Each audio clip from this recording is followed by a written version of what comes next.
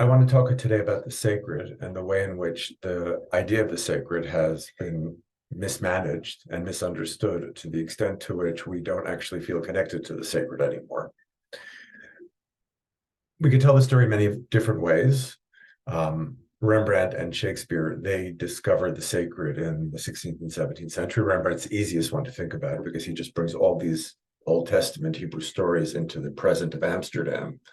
And he's discovering that the sacred is not something that is separated from life. It is actually life itself. And that is the modern invention of both Rembrandt and Shakespeare. But it really all starts with the rabbis. In the 16th chapter of the Talmud in Shabbos, there's a discussion of what books can be saved if there's a fire on Shabbos. You can't rescue books on Shabbos because there's a question: if you start to rescue your stuff, you're going to put out the fire, and that's a malacha. That's a whole other story.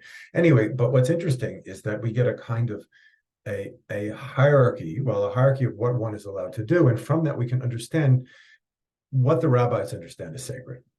So you can obviously you can rescue a Sefer Torah. That goes without saying, right? But then there's a question of other books. That is books, and they wouldn't be printed books at the time of the Gemara, but they would be books that are separate books of the prophets, separate book of the writings, right? Like a separate book of Job or a separate book of Isaiah or Jeremiah. So you're allowed to read those. Are you allowed to rescue those? Now the rabbis say, well, there's all sorts of criteria, what language they're written in, but also whether they are used. If they are the kind of works that are learned on Shabbos, you can save them. If they're not, you can't save them. So the first question is, well, what books are learned on Shabbos? So the Mishnah says that the rabbi on Shabbos gives a drasha. The rest of the week, people take the books of Tanakh off the shelf and read them vociferously because they're so exciting, and they get lost in the stories. So the rabbis say on Shabbos, those books, of course, if they're for the Haftorah, for the Torah reading, we obviously need them. But those books that are only those stories, that are otherwise not relevant to the liturgy, we put those away on Shabbos. Why? Because the rabbi is giving a drush.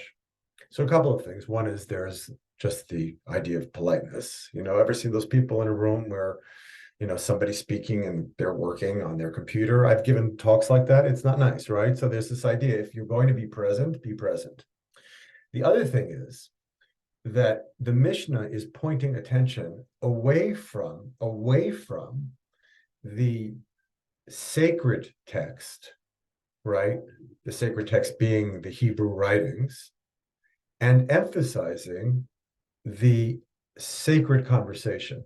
I just described basically Torah Shebiktav, the written Torah, the sacred text, and Torah Shebal Peh, the conversation. That's really how you should think about Torah Shebal Peh. It's the conversations that emanate from discussions about the Torah and the disagreements that evolve. So the Mishnah is emphasizing this is in the practice. That's the background, that this is really what matters. It's the conversation that matters. The rabbi is going to discuss halachot, laws, ethics, other things. And to that, you must be present. The stories are great. Thomas Mann said that the fairy tales for him, the biblical stories, and he's using that with the most reverence possible, those are the fertile ground for the commentary that grows. You can't do without the stories, but the fertile commentary is everything. That's what his book is, Joseph and His Brothers. 1,500 pages of fertile commentary on a few stories in Genesis. What's also interesting about the Mishnah is we see a conception of holiness. When is something holy? When it is read and used. Not only that, it would be read and used on Shabbat in the here and now. So he started out by thinking about ways in which in early modernity, there's a discovery of the sacred. For the rabbis, the sacred is this process of reading. It's not just the book itself, right? That's where people get it wrong. Torah Shebal Peh always takes precedence, strangely, over Torah Shebiktav. And Torah Shebal Peh is built on the sacred nature of Torah Shebiktav. But Torah Shebal Peh, the oral law, that is the sacred place of the present, where we bring that sacred text into our worlds. That's really a discovery of the rabbis. It's discovery of people who read the rabbis, Shakespeare, Milton, Rembrandt. And it's something we should rediscover, that the sacred has to be taken away.